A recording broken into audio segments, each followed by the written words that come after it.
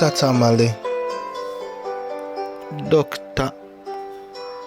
Njagala ontangazemu what is libido? Era libido eyamba ki mubiri? Dr. Kituufu excess libido egenda ku affectinga my sex drive? Ekibuuzo kyambuuzidde Rema ng'asinziira kata. Nabannyonnyola ne mbaga mu vidiyo zange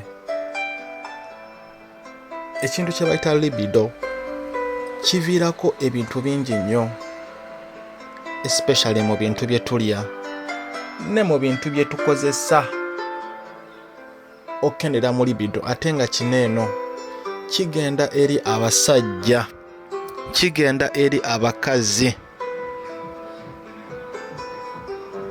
era nga libido nannyonnyola ne mbagamba kyetera ebintu ebimu bisinziira ku ndya zaffe,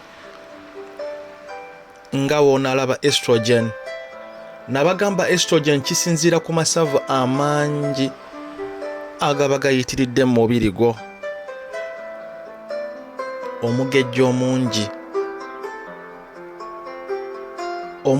omungi, amasavu amangi galeetera ddala nnyo n'okudikurizingira ddala nnyo hormone emu, kuba tumanyi bulungi nnyo nabannyonnyola ne mbagamba mu mubiri tulina hormones ebbiri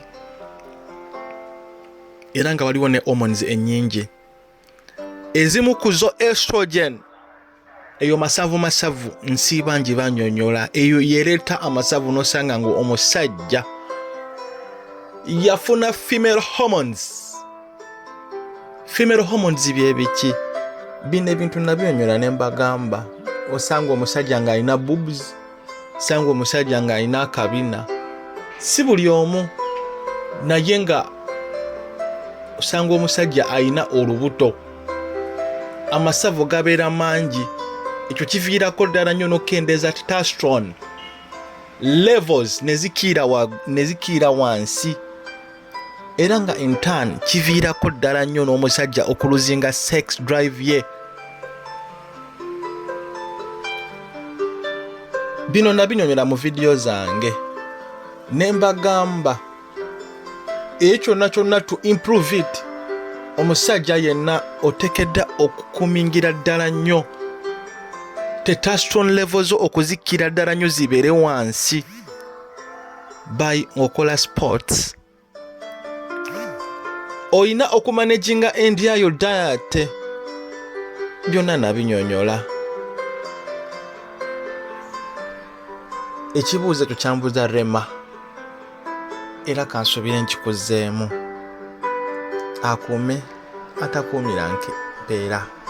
Mbalinidde mu vidiyo zange ezigenda okuddako.